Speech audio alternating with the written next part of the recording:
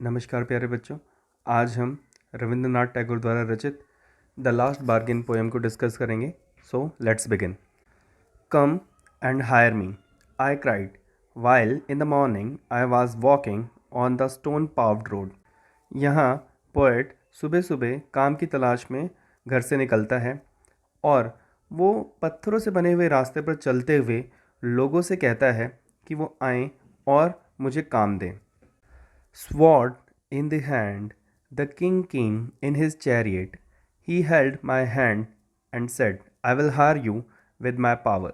But his power counted for naught, and he went away in his chariot. अब क्योंकि poet जो था वो काम की तलाश में था, तो एक राजा आता है अपने रथ पर बैठकर। उसके हाथ में एक तलवार थी। वो अपने हाथ आगे बढ़ाकर कहता है कि मैं तुम्हें हायर करूँगा अपनी ताकत के दम पर। अब पोएट जो था वो राजा की ताकत को काउंट करता है। उसे लगता है कि एक दिन इसकी ताकत ख़त्म हो जानी है। तो पोएट को ये लगता है कि ये बार्गेन जो है ये ठीक नहीं है।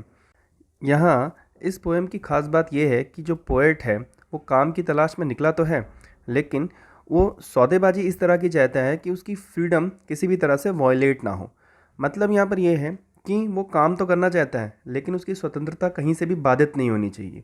यहाँ पर जब राजा उसे कहता है कि मैं अपनी पावर के दम पे तुम्हें हायर करूँगा, तो उसे ऐसा लगता है कि अल्टीमेटली मैं जा रहा हूँ स्लेव बनने। तो वो किंग को मना कर देता है और किंग अपने रथ पर बैठ करके आगे बढ़ जाता है। ओके, आगे बढ़ते हैं। In the heat of the mid day the houses stood with shut doors. I wondered along the crooked lane. An old man came out with his bag of gold. He pondered and said, I will hire you with my money. He weighed his coin one by one, but I turned away. Okay, तो हमारे जो poet साहब हैं उन्होंने सुबह सुबह राजा को मना किया है कि वो उनके लिए काम नहीं करेंगे। तो सुबह से दोपहर हो जाती है। तो दोपहर के समय में सूरज की रोशनी तेज़ होती है, सारे घर के दरवाजे बंद हैं, लोग घरों में आराम से चैन की बंसी बजा रहे हैं यानी सो रहे हैं। तो ये भाई साहब टेढ़ी मेढ़ी गलियों से आगे बढ़ते हैं और अभी भी इनको काम की तलाश है। तो अभी दोपहर के समय में एक बूढ़ा व्यक्ति जो है वो आता है और उसने अपने जीवन भर की कमाई जो है बैग में भरी हुई है और वो पूरे गोल्ड के बैग से भर करके आता है इनके पास और बोलता है कि मैं अपने पैसे की ताकत पर तुम्हें हायर करूँगा। अब इनके दिमाग में एक बात फिर से चलती है कि भाई पैसे के दम पर ये मुझे हायर करेगा, अल्टीमेटली मुझे गुलाम बनाएगा यानी स्लेव करेगा। ठीक है, इसके पैसे को वो बारी बारी से तौलते हैं। हर सिक्के को बारी बारी से तौलने के बाद उन्हें ऐसा लगता है कि ये बार्गेन ठीक नहीं है। कारण सीधा सा है कि चाहे शक्ति हो चाहे पैसा हो, अल्टीमेटली वो उन्हें एनस्लेव करने वाला है, गुलाम बनाने वाला है। उनकी पहली शर्त यही है कि बार्गेन ठीक है, लेकिन मैं अपनी स्वतंत्रता को बाधित नहीं करना चाहता, यानी स्वतंत्रता मेरी किसी भी तरह से वॉयलेट नहीं होनी चाहिए, तभी मैं काम करूँगा, अदरवाइज़ नहीं। ओके, आगे बढ़ते हैं। It was evening, the garden has was all a flower. The fair made came out and said, I will hire you with a smile. Her smile peeled and melted into tears, and she went back alone into the dark.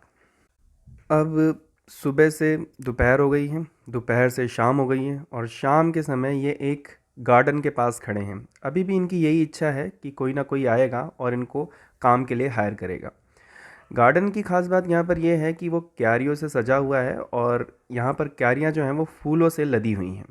इस दौरान में एक fair made, वहाँ पर काम करने वाली कोई एक महिला जो है वो आती है और कहती है कि मैं तुम्हें हायर करूँगी अपनी स्माइल पर, अपनी सुंदरता पर। अब इस महिला ने कहा कि वह अपने स्माइल पर उसको हायर करेंगी।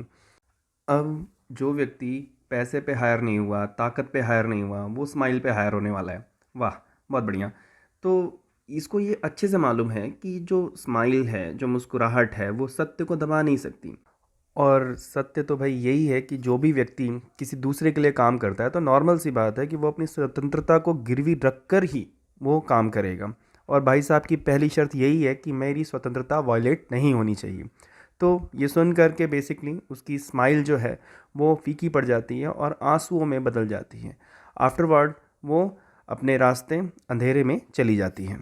The sun glistened on the sand and the sea waves broke waywardly, A child sat playing with shells. He raised his head and seemed to know me and said, I hire you with nothing.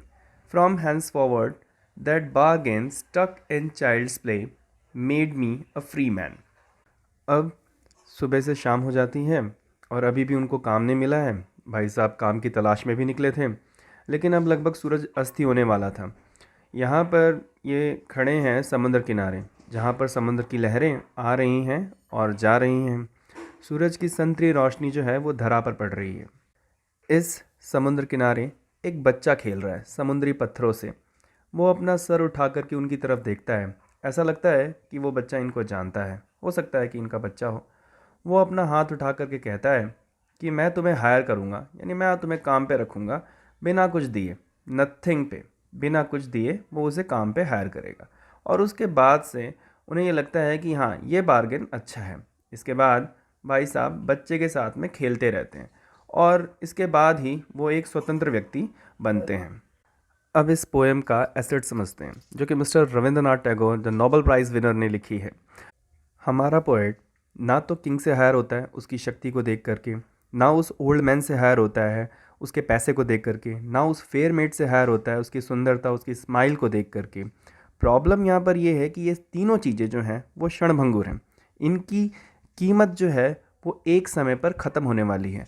लेकिन जो बच्चा था उसकी मासूमियत, उसका भाव जो था वो एकदम पवित्र था और वो उसे किसी बंधन में भी नहीं बांध रहा था, यानी किसी तरह से वो उसे एनस्लेव नहीं कर रहा था। वो जब चाहे तब आ सकते थे, जा सकते थे, उनके साथ में खेलने का मन हो तो खेल सकते थे, नहीं खेल सकते थे। तो इस तरह से वो पूरी तरह से स्वतंत्र रहे।